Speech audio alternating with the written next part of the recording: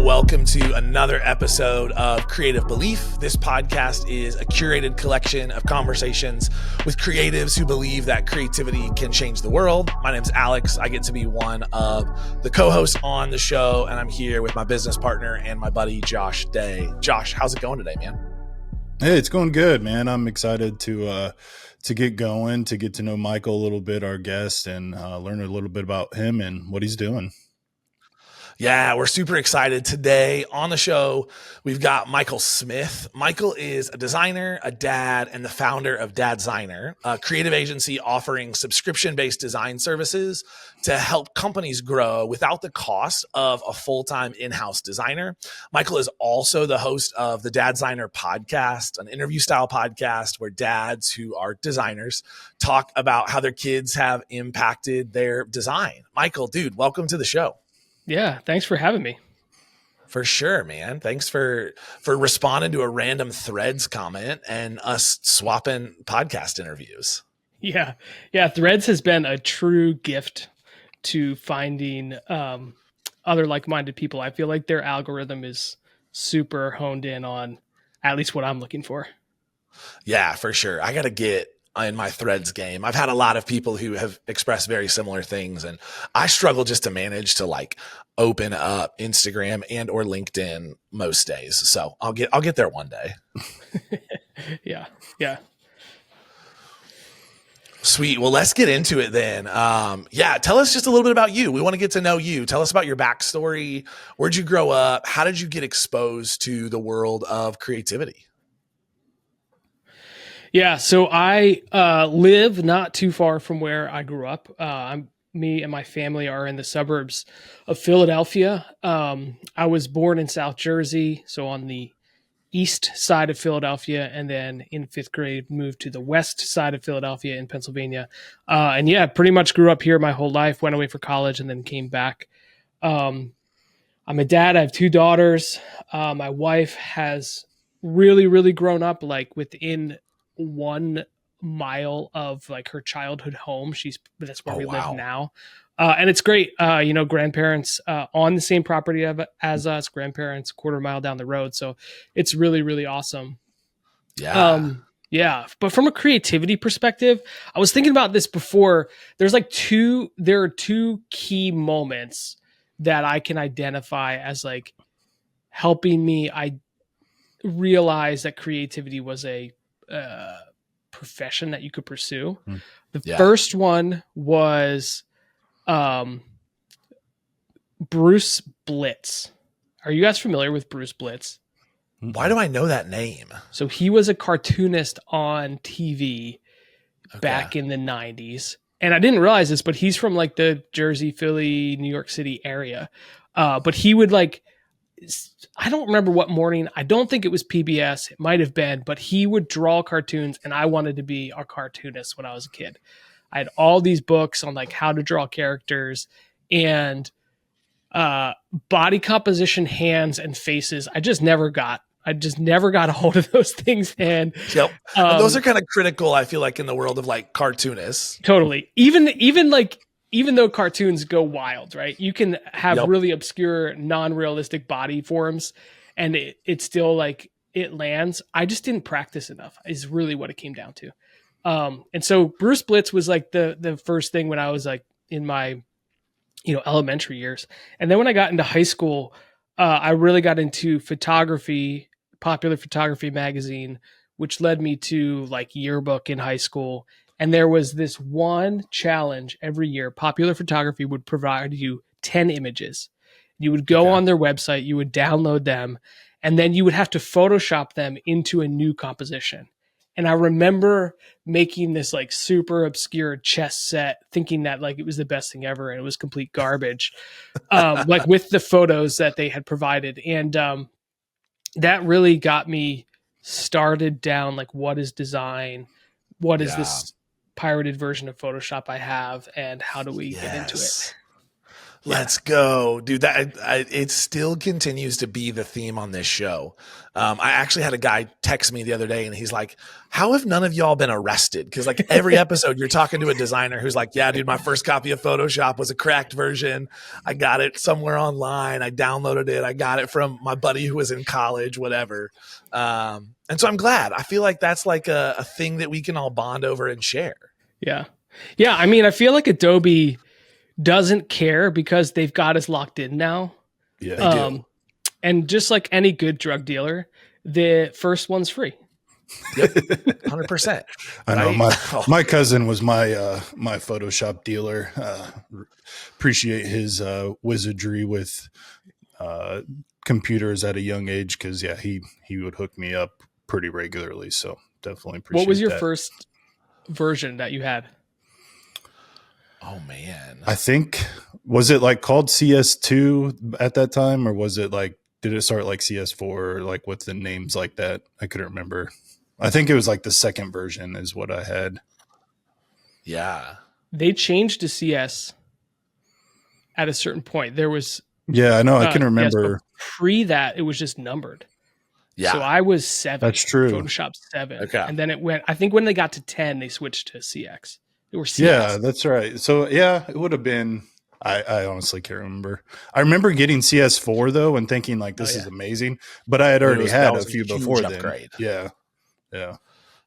I feel like that CS4 jump was a massive upgrade, and then kind of really propelled the stage for them to move to the Creative Cloud model and everything they're doing now.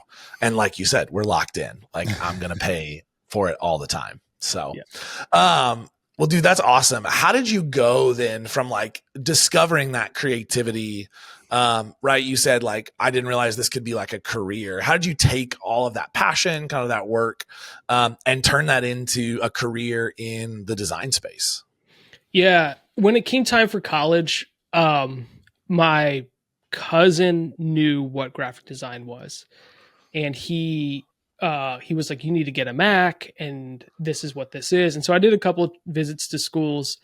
And I think when I originally applied, I applied for computer science because I still wasn't 100% certain what design was. And very quickly, when I got to school, I was like, oh, no. I don't want to do computer science. I meant to sign up for graphic design. And so switched like immediately when I got there. But yeah, that led me down like just the path of understanding what design was. The school I went to had really good weeding out standards. Or like after your second year, you had to like pass a portfolio review in order to stay in the program. Wow. And so then you just had like the best of the best in the class then, which I learned a ton from my classmates as much as I learned from the professors. Cause other people I guess had more exposure to it than I did. But yeah, so it was graphic design was my major, photography was my minor. And then it'd been really fortunate.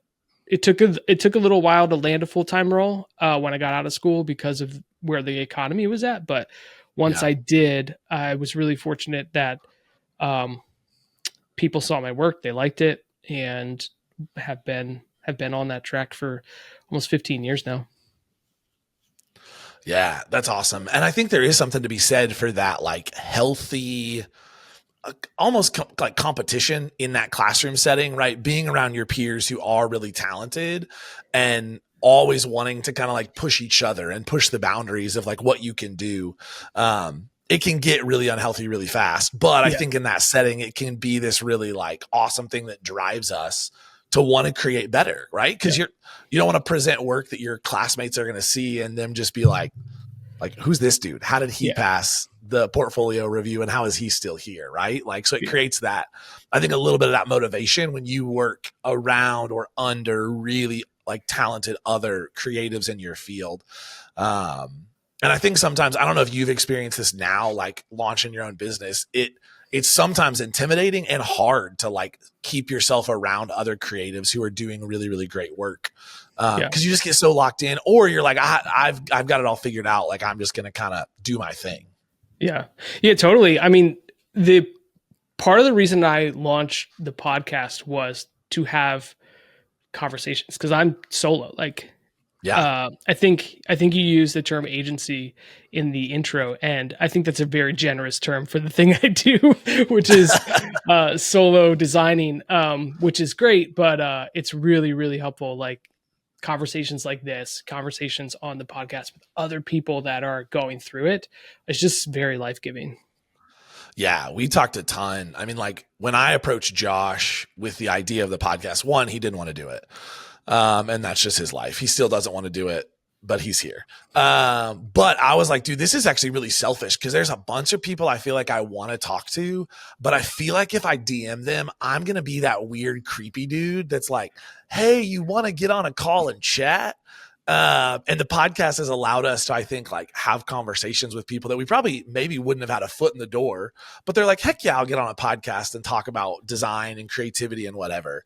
Yeah. And so it was a very like selfish ambition to start the podcast. And it's turned into like something that's becoming a really helpful tool for our business, and we're growing and learning a ton. Yeah. But it was super selfish, because I was like, yeah, we need those other people in that community around us.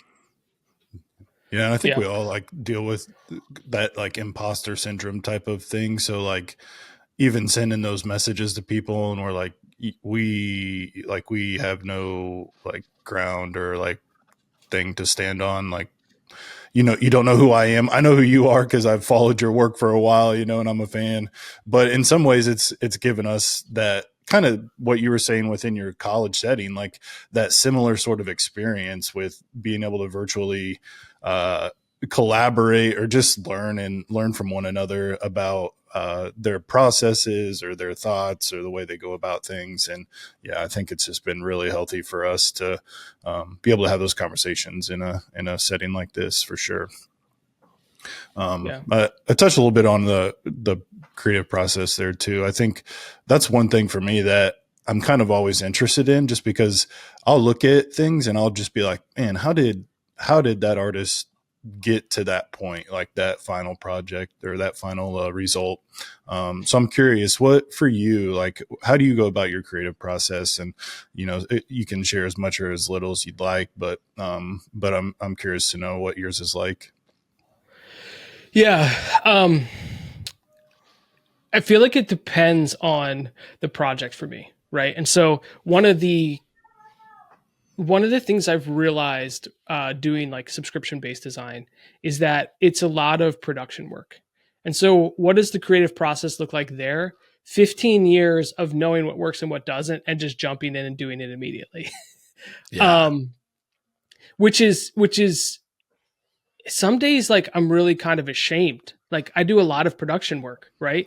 But you know, when I look back and say, what is the goal here? And it's, I'm doing design work and I'm feeding my family. Yep. And in those ways, it's super valuable. So someone's got to do the production work, and it doesn't matter how senior you are. There's a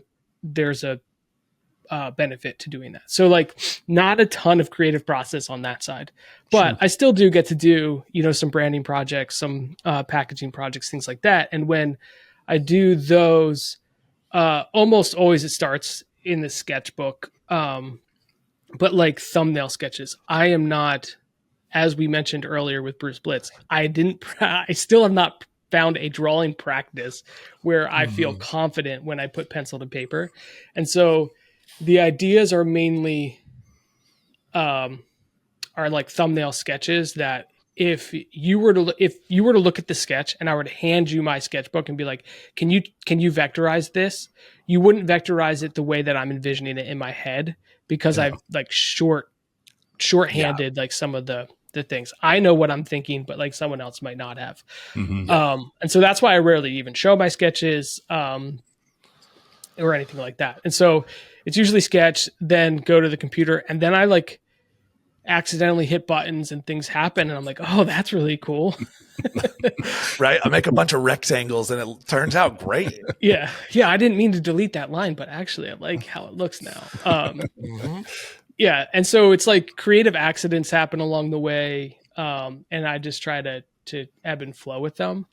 One thing I learned last year, which was kind of crazy with the subscription based stuff, like I promise my clients significant work every 2 business days. And when it came to a logo design project, I was trying to do that. And the amount of pressure I was under squelched the creativity. I needed more time to just like throw those sketches down, forget about it, walk away, think, and in the back of my head, like a new idea would pop up. So I changed that this year, and it's been really great. And there's been some days where I've been working on, or some weeks I've been working on logo project, and I've been blocked, completely blocked. And then I was outside one Saturday, and I came running inside to like throw an idea down on a sketchbook because it had clicked when I wasn't actively working on it. I was so relaxed. I was just outside. And so that's now kind of part of the creative process, is putting some things down and then forgetting about it and then coming back to it later. Can I ask you a little bit about that? At the end there, you're talking about you had that 2-day kind of turnaround. And you just experienced so much pressure, right? And it's interesting because like you were kind of putting that pressure on yourself, like you created those that sort of framework and deadlines, and then I think it's great to recognize that, for one, like bravo to you, and then to change that. But what I want to ask you is, have you seen? Because I would assume that maybe that pressure to put, a 2-day turnaround was like, because I want to get clients, I want to get business, I want to beat the person that might be bidding for the same project. Does it feel like it's changed for you as far as the client, the amount of work that you're getting? Because I only ask because I think a lot of us, especially early on, we feel the pressure to almost just outpace ourselves, put so much pressure on ourselves to produce and to continue on almost at the expense of ourselves, and then also at the expense of our work and our families and things like that as well. So how's that reflected in your business? Yeah, I think that's a really good question. And I have I'm a part of a business owners group. A couple friends of mine have businesses as well, not creative businesses, but we'll get together and talk about a topic. And one week, I don't even remember what the topic was, but everyone in the group was like, are your clients ever like banging down your door if it's like 3 days? And the answer was like, no, but I still put this immense amount of pressure on myself to almost like return something in 24 hours. And they're like, you're your own worst enemy here. You need to chill out. And so it has been really freeing this year to realize like I'm probably working at a pace faster than any client is necessarily expecting it. I think what is important to me about that turnaround time is there's an expectation. And so I think it's what helps win the business is like there is an onus for me to turn things around quickly, because lots of companies have worked with large agencies where it's like, when will we see something? And they're almost saying like, when is this going to happen? So I think there's a bit of a balance there that I'm still learning, still trying to strike with different clients. Yeah. And I feel like too, in that space of production work, that's where clients tend to get a little bit more like, hey, when are we going to see that thing? I think I've experienced in our business, like in the brand development, clients understand some of the time that takes. But you're right. And I think all of this that you're talking about, like all of it goes back to expectations and communication with our clients, of us having like enough trust in each other, of you being able to say, hey, here's kind of the plan we deliver, but also like, hey, I'm going to email you and tell you it's just not happening. And I don't want to deliver a horrible design. So if I could have another day, and 9 times out of 10, every client that I've worked with, if you're building the right margin into the project ahead of time, is like, yeah, that's not a problem. Like, thanks for telling me that. And it creates that trust so that they want to continue to keep you on retainer. They want to continue to deliver work to you. And like you said, I mean, I think I as we try to build Creator Studio, like I really want to be a brand design studio. That's where we want to focus. Mm-hmm. But also this is like my full-time job. And this is the thing that I provide a meal for my family and the roof over our head. And so if someone's like, hey, I just need you to do some production design, like I'm absolutely going to take that on, and kind of build the roster. And yeah, one day maybe like we are a brand design studio fully and that's all we ever do. And we can say no to those other projects. But I think there's also a lot of value in like understanding what work is, that it's not our identity and it's not like you focusing on production design for clients doesn't mean that you're any less of a designer than people who are at a brand design studio or a senior brand designer or whatever. And that's where like that unhealthy competition that we talked about comes in, is people are like, oh, well, I do this thing in an agency and this is my title. And it's like, that's cool, dog. I don't find my identity in my design. I find my identity in being a dad and having a family and taking care of them and getting to live like the life that I've always wanted to live, where I can end my workday at 2:00 and go hang out with my kids in the front yard. Mm-hmm. And I'm not strapped to a project or a desk or a client at all times. Yeah. Yeah. Yeah. It's, do you find it,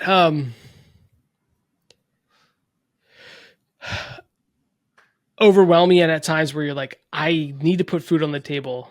So I need to be at my desk, even though there's nothing going on, or I have to take this project that I otherwise would never have taken this project. Are you still in that phase where it's kind of like figuring it out and sometimes making the wrong choices to just 100%. put food on the table? 100%. There are projects that like, I look back and I'm like, I took that project on because I felt like, oh, we weren't going to hit our quota for this month, or we weren't quite where we were. And they've become some of the longest and most painful projects that have ultimately cost me way more of my time than anything else. And so there's 100% like still learning what that balance is. What do I actually need to do in a month versus what would I like to be able to do in a month, to provide for our family and to grow the business, right? Like, we've kept overhead and all that really, really low. Like everyone who works with us is a contractor. And so that's helpful because it keeps everything really low, but like, there's definitely still that pressure of like, oh, I didn't close as much, or we didn't quote as much this month. And like, I feel like I'm just going to sit here and do some work, whatever work that is. And maybe that'll produce something. And 9 times out of 10, it doesn't. I'm going to go have coffee with someone and have a relationship, and they're going to introduce me to someone, and like being okay with part of my work day being like, I'm just going to go hang out with people and get to know them. And that's produced more work, I would say, for our business than me just like sitting here worrying about it and trying to figure out like who the next client's going to be. Yeah, totally. Well, dude, let's talk about, so like you've started this business, right? You went from that full-time thing to this. I know there are a lot of people, like we're just in a time where I feel like a lot of people are making that leap. They're kind of seeing the value, they're seeing what it can be. And it can be super terrifying. But what is some advice that you would give someone who's like on the fence or thinking about starting their own thing, whether it's in the world of traditional creativity or they really, really want to open a bakery? Like, what is some advice you would give someone who's thinking about starting something? Yeah.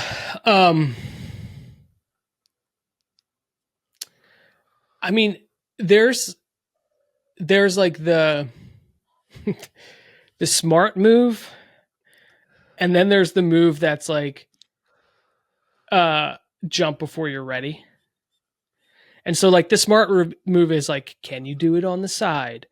Do you have a runway? These kinds of things. I was fortunate enough that when my tenure at my last company ended, I had 3 months runway. So that was what gave me the confidence to do this. But then there's like, sometimes there's this discontentment within you that you can no longer silence. And for a lot of people, if you are in the position to be considering that, you probably could fall on your face, pick yourself back up later, and go do something else if it fails, right? It's going to suck. But if you like, you're considering it, it's probably because like you can take that risk. And the question is like, is now the right time? Whether it's family, health, all those kinds of things. If you can, like, just give it a shot. What's the worst that can happen? Right. Yeah. Yeah, for sure. I feel like, I mean, when I started Creator, like it was coming out of a season of job loss, and like my wife and I had been talking a ton of like, yeah, 4 or 5 years from now, like we'll do that full time. We'll have built that extra runway for us. And we had a runway when I lost my job, but it wasn't the plan. Mm-hmm. And so it was that risky, like it honestly became the thing of like, no one else is hiring right now. And so I have to take the risk and figure it out.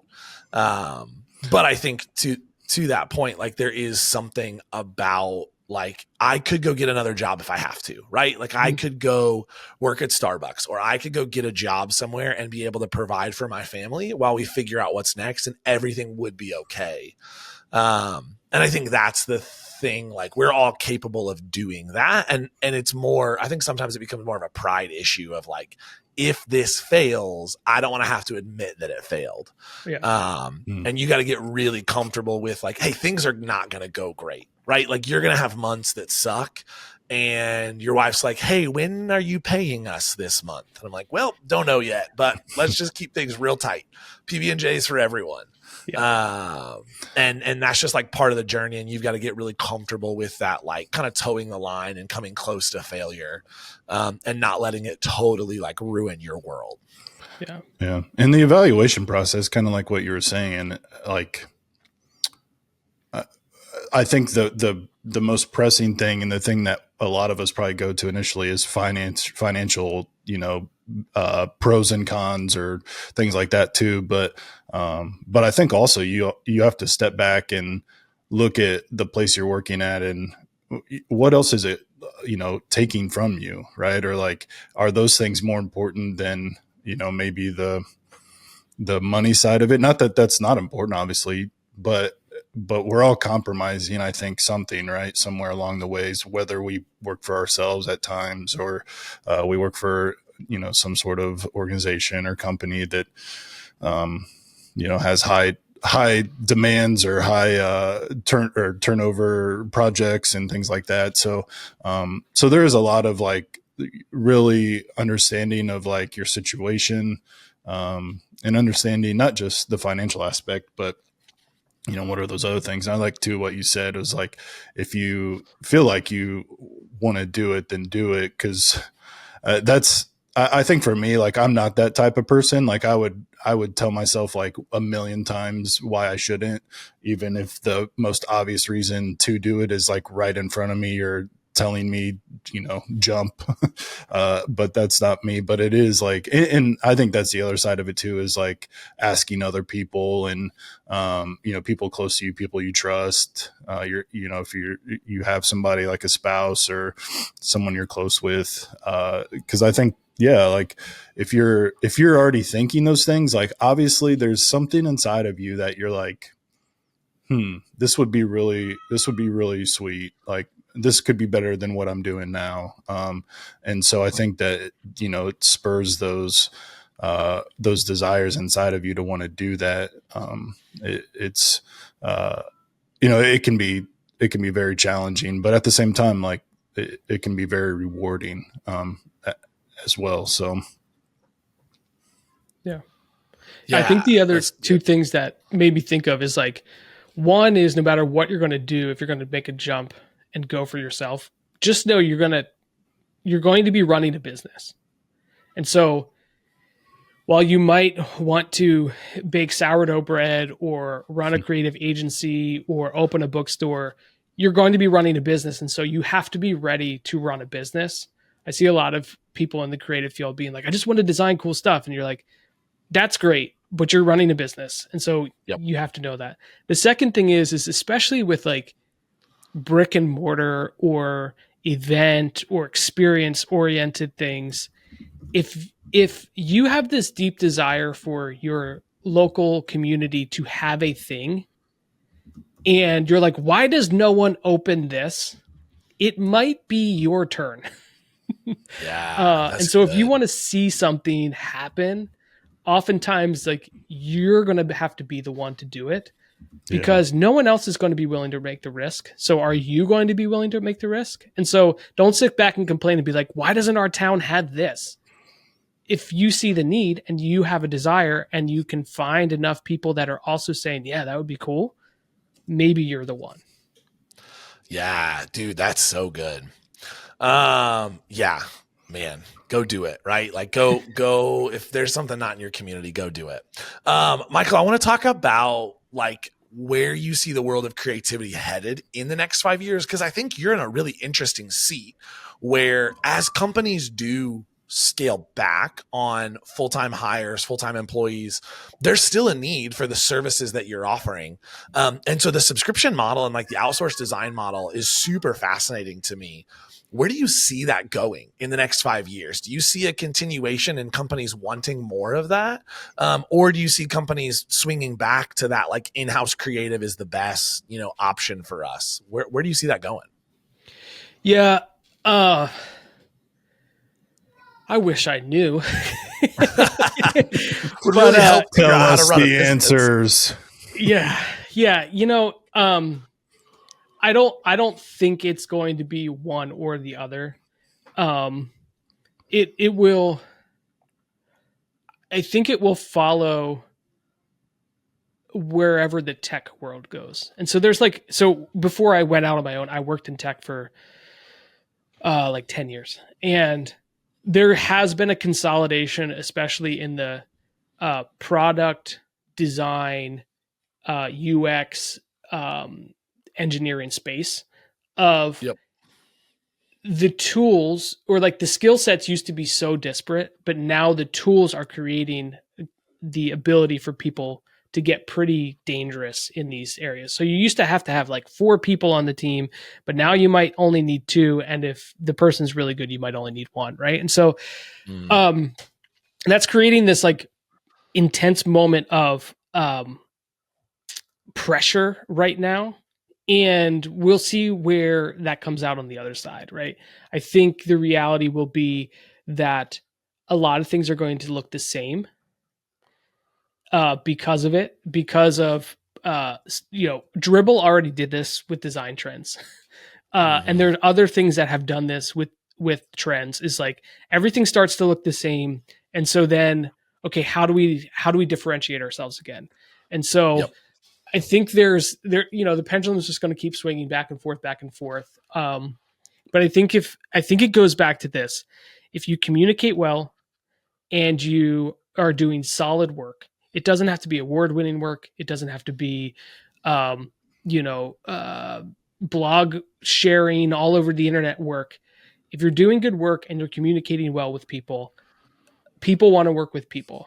And so I think it will, whether you're in-house or freelance or at an agency, there will be work. There will be creative work, because if you're willing to get beyond just how things look and start to be able to communicate and think and strategize with companies. And so I think that's where it's headed, and it's going to look, I hesitate to get into the specifics on like, design teams will be a creative director and 3 specialists, or, things like that. I think it's going to look different, and we're going to have to continue to ebb and flow and provide value. And if we're doing that, I think we'll be all right. Yeah. I hope so. Yeah. I completely agree. It's like, both of those things can exist. All of those things can exist. I think that there's, cause there's just like with different clients or potential clients, right? There's like just different levels of needs that they may have. And so, some organizations may absolutely need that in-house creative team because they're, the needs or the way they're cranking out work or projects or stories or whatever it might be.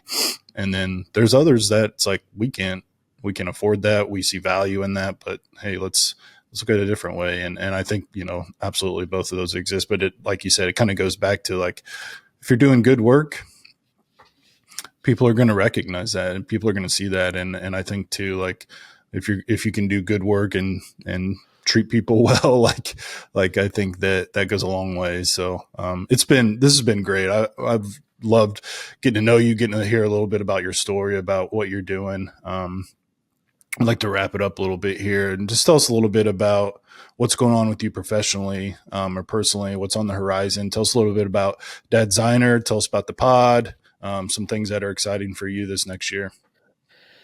Yeah. This sophomore year is where I'm at. Usually that's like a make or break type thing. Yeah. They say the sophomore slump. Yeah. Yeah. And so far, gratefully, now, granted, the first 3 months of last year were brand new business, so they're never going to be great. But the first 3 months of this year have been far better than some of the best months last year. But, I start to think about, people start to ask me, what's next? Are you going to hire? Are you going to outsource? Are you going to grow the business? How many designers are you going to bring on? And honestly, I don't have the answer to any of those questions. Mm-hmm. I have an idea that I think could be the future of Dadsigner, that expands it beyond just me. Yeah. Because I think, as an individual, you have to either be one of two things. You have to be like really content with what you're doing for a long period of time. And that just generally hasn't been me in the past. And so what is this next thing that I'm not managing people? I'm not bringing on additional like headaches, and yet can scale Dadsigner to not always have to be a trade of time for money, which is kind of where it's at now. And so I have this idea. I don't want to completely pull it out of the bag because I have a bunch of people I need to talk to about it to see if it's even viable. But yeah, also, so like that's one big thing. And the first couple months of the year have been really, really, really busy. And I kept saying yes to things probably before I should have. And it's made me also realize, okay, where is that enough level where I'm balancing, part of the reason I did this was to spend more time with my family. And am I achieving that goal?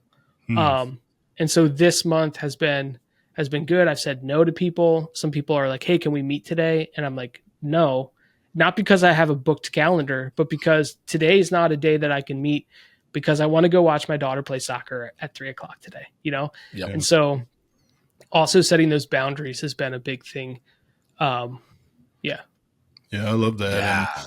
Yeah. And that's really neat. I think like some of the myth of like, if I start my own company or do my own thing, like I'll have so much more free time to do some other things. And it's like yes and no. Like you do almost sometimes have to fight more for that time than you did before. Cause like, I mean, I've been in jobs where you just kind of clock out and you're done, right? Like, I mean, it's not until 5 or 5:30, but at least you're done. But like sometimes when you do your own thing, it's like, it can go at any time of the day. And that's a tricky time. But I also I wanted to back up, and I love what you said there, and kind of just like evaluating yourself a little bit and understanding, like, when people are asking you, where's Dadsigner going? Like, are you ready to hire people? And I think that's like the most like those pressure questions that we get as like, even when you get like married or you're in a relationship and they're like, when are you going to have kids? It's like, it's kind of like that next question, right? And we kind of throw these pressures on other people, but I think it's so important. And I love what you said too, is like sometimes, like you can either just be content, which is fine. Like there's absolutely nothing wrong with that, right? Or you can, if you're somebody that's got to chase that next thing, like then do that. Or if you're a dreamer, like go after that. And but again, it's like that self-evaluating, like, is that me? Do I really need to hire somebody? Like I feel the pressure to grow this agency or to grow this thing like so big. But is that really where I'm at, especially in this season of my life too? Because I think we, especially as kids are in different ages, and your marriage or relationship might be in a different stage. Like all those things play into that, I think too, is especially if that's something that you value your time doing as well. So this super great. I've really just enjoyed hearing kind of a little bit of your heart behind what you're doing and kind of how that drives you a little bit too. So. Yeah, for sure, Michael. This has been awesome. Dude, thanks for taking time, saying yes, jumping on and in the conversation. And for all you listening, we will link to Dadsigner, to the website, to the podcast. Go give the podcast a listen. There's some really awesome conversations that are happening there. So go check out that podcast, subscribe, follow what Michael is up to with Dadsigner. And if you need outsourced design support, he's got an incredible subscription program, so you should definitely check out what he's up to. And we would love for you to continue to hang out around our podcast. Subscribe if you haven't, right? Get connected. You can follow the podcast on Apple Podcasts, Spotify, YouTube. You can also follow our brand design studio, Creator Studio, at Creator Studio on Instagram. That's at CRTR Studio. And check out what we're up to. And we would love to chat with you about potential projects, brand projects, and building incredible things together. Michael, dude, thanks for doing this. This has been awesome. Yeah, thank you both for having me on. It was a great conversation.